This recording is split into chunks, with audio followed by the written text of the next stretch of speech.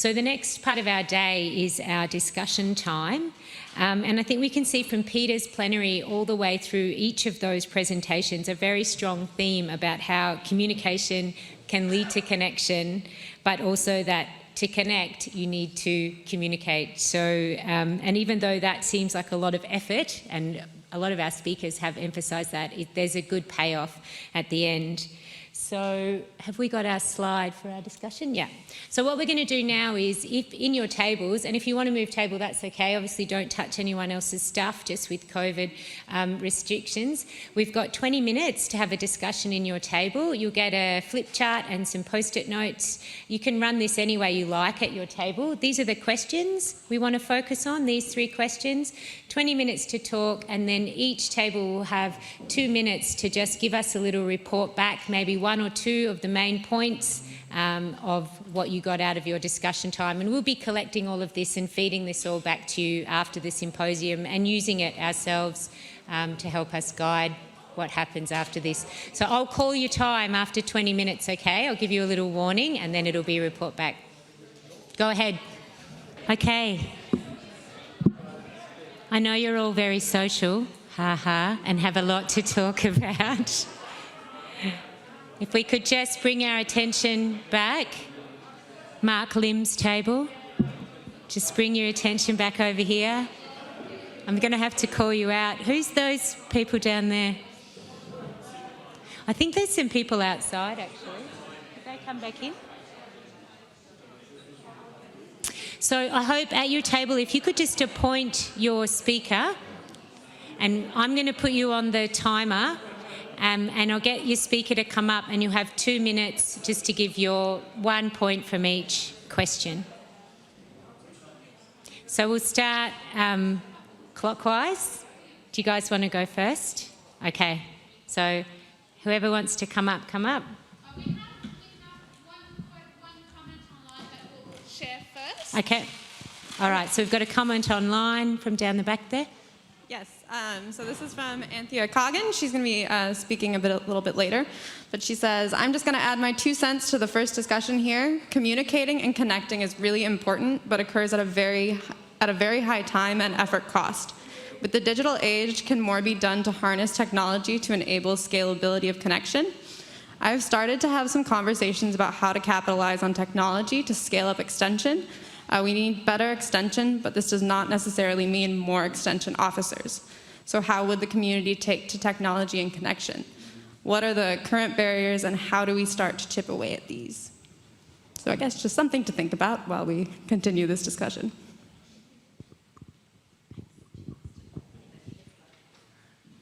Yeah, and there is a little bit of a chat going on around that comment online, but we'll leave it here.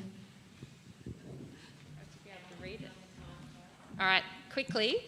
A key point that we got out of it was, I think it was from Claudia's talk, where it was interesting that places people valued in Townsville, the habitats, didn't always align with the places they used. And a challenge that came up for us was that traditional owners, and John made a point about, and NGOs, are getting consultation burnout at the moment. Coordination, capacity and time is needed to deal with the great momentum. It's good to see that momentum, but burnout is occurring. And we didn't have one for the last. We were too busy talking, sorry.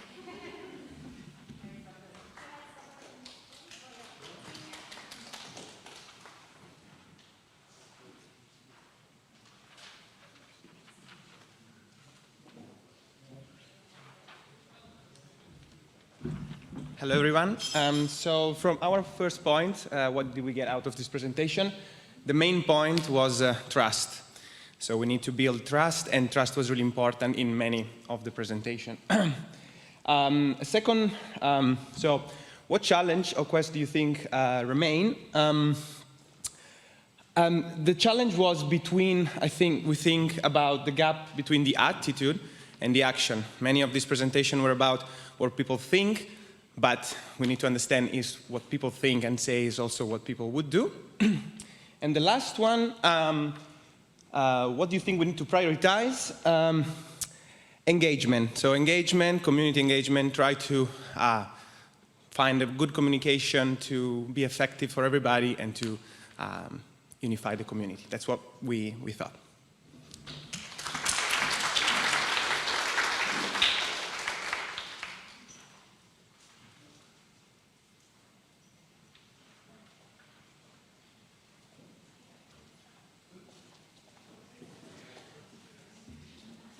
Ooh, I'm naked. Alrighty, for question 1, what did we get out of the presentations? Probably the biggest thing for us was that community-based social marketing presentation. Caroline was actually saying for her sort of stakeholders, which are cane growers up around Ingham, they've actually got a community radio station to talk to cane growers as a way of sort of marketing to an older crowd who aren't going to engage through social media or anything. So had a bit of a discussion about that. Question 2, we probably spent the most time on this. One of the challenges that we saw is who is not in the room today, and that's mining. So, you know, we talk about farmers and land use and all of that. Obviously, mining is sort of the elephant who's not in the room.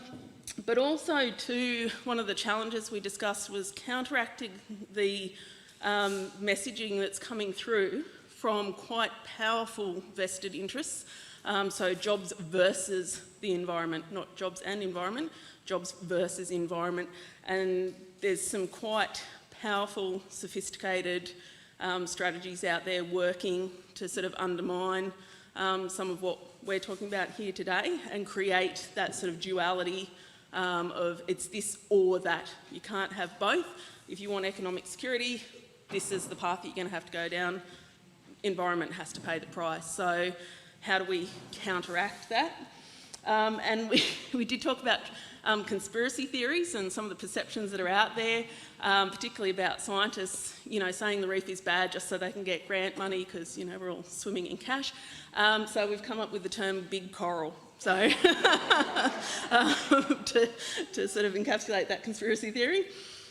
Question 3, really one of the things we looked at was how do we integrate academic knowledge into practice, because quite often that's quite a long pipeline and it can be quite difficult to transform that sort of theoretical and academic into actual on-the-ground action.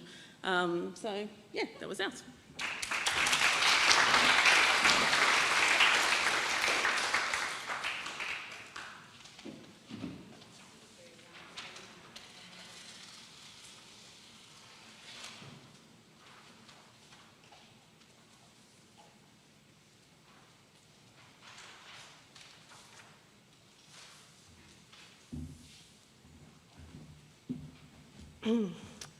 All right, so first up we had the value of evidence-based decision-making and methods of communication. So there's quite a communication theme going on. Considering different ways of communicating, listening more was a big part of that.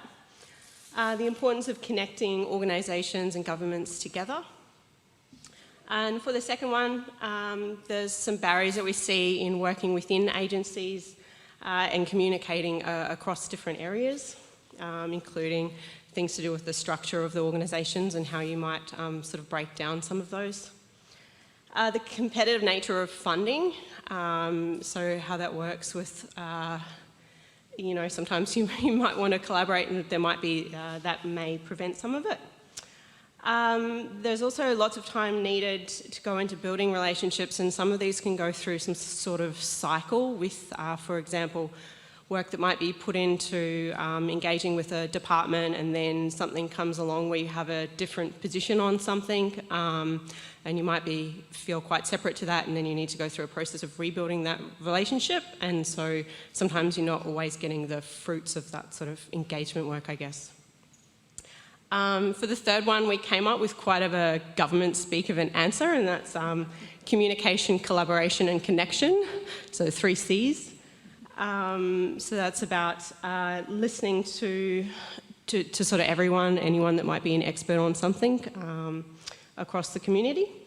And then also that sort of need to work towards that common goal as well was a big part of that too.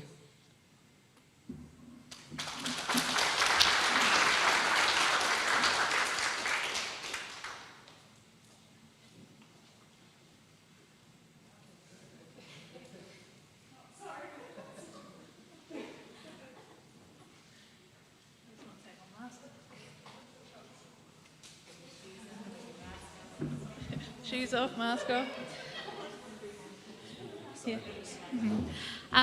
So we have actually selected time as our common thread through all three of these questions, and whether it's a friend or a foe. But so we sort of spent a lot of time sort of talking about how time's critical to good engagement, good relationship building, behaviour change, and then it sort of moved into some of our challenges around, funding cycles, and good engagement takes time, and the cost of time, and people available, and even to some of the time in delay in research in getting out our lessons learnt, and how that then connects later.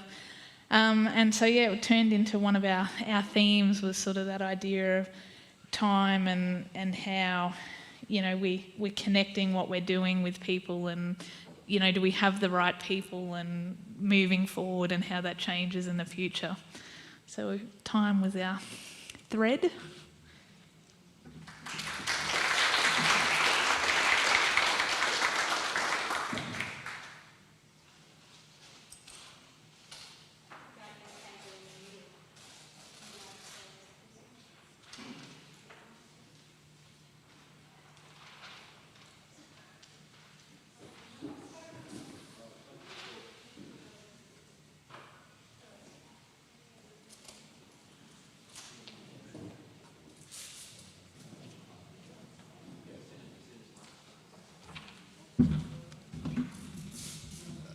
The thing we agreed on straight up, that it's all about people, and that we're heading in the right direction. The increasing recognition of the value of social science in hard science decision-making processes.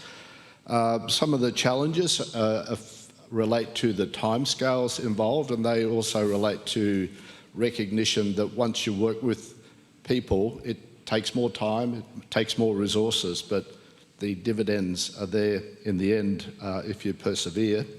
And we had a little bit of discussion about the role of passive agreement within a community versus active engagement on climate change. We had differing opinion around the table, but I thought it would be a really interesting social analysis about if you've got people on side but they're not actually doing much, how much that weight that carries versus active engagement within the community. Because here we're talking amongst the converted, you go out there and people just live their lives. So.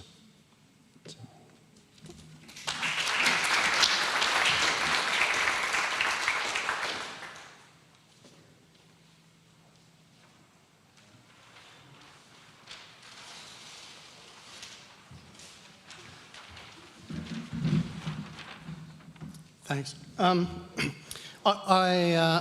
At our table, I think we came to an agreement that we should congratulate the organisers for putting together such a well-connected session of talks. We thought the connectivity between those presentations was exceptional.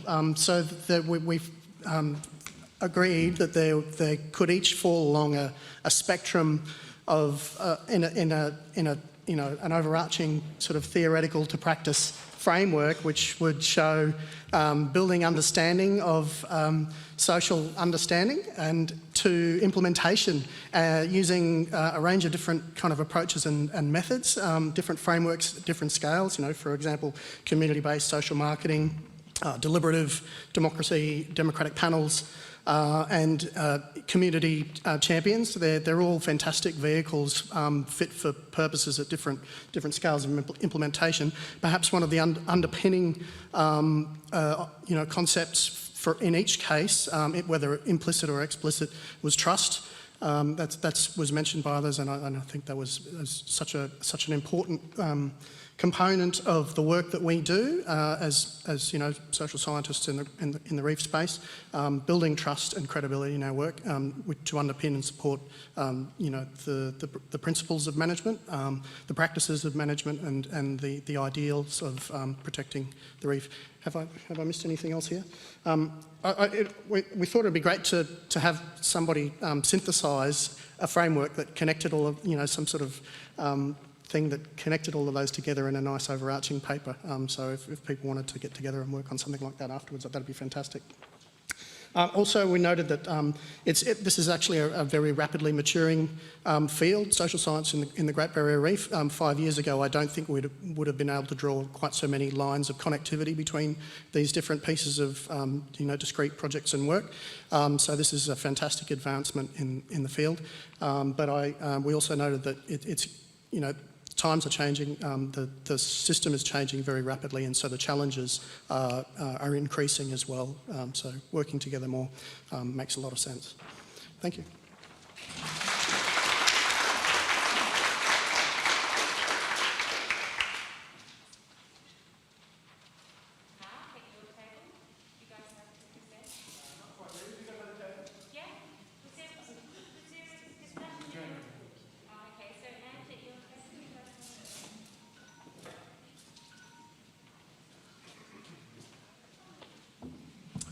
Ripping your mask off is so exciting. It's we free-ranged a little bit, and there's been a bit of overlap, but overall the common theme is that communication is important, but it needs to be structured to specific goals. It's not just there to make us feel good. It needs to be connected to what's meaningful for the audience, not just us, the givers, and it needs to be bi-directional, not just one way. So there's a lot of listening and active stuff going on.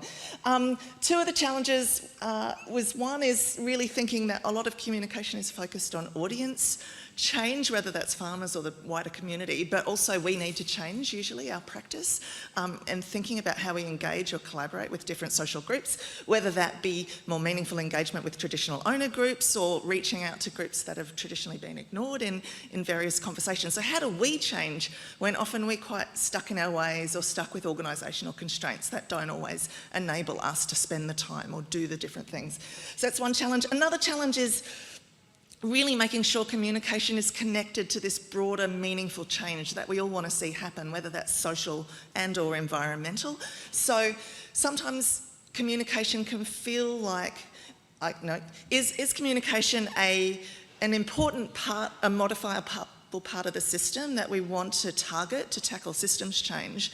Or is it an easy and safe option, bite-sized option that means we can feel like we're doing something and ignore system change? So how to make sure we're connected with a meaningful outcome. Priorities for action, we didn't really get to know they're coming to the conference, coming to more stuff and talking and learning because it's also good, and thank you everyone that's involved in today. And chatting in toilet queues and morning teas, all that opportunistic communication that is so important. So let's do more of that. Thanks, Lily.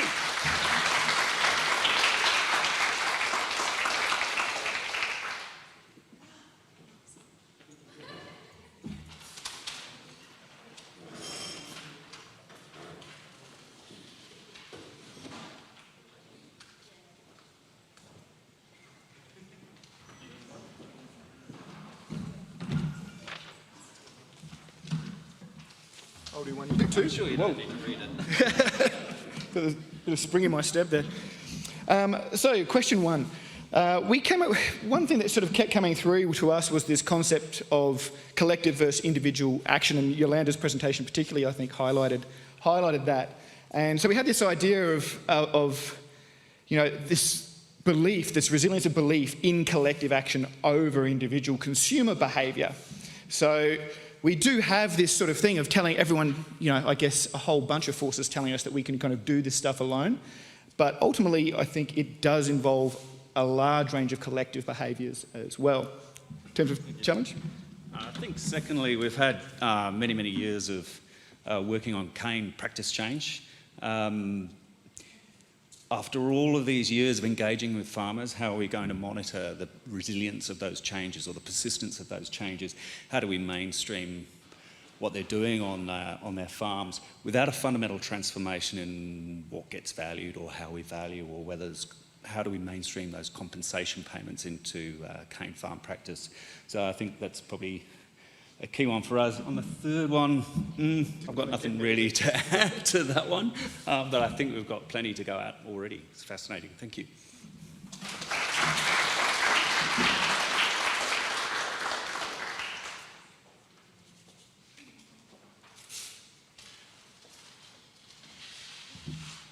Great, thanks everyone for all those ideas. So feel free to stroll and have a look. We are having a panel discussion this afternoon, so if there's more questions or things that this makes you start thinking about, it'd be great to save those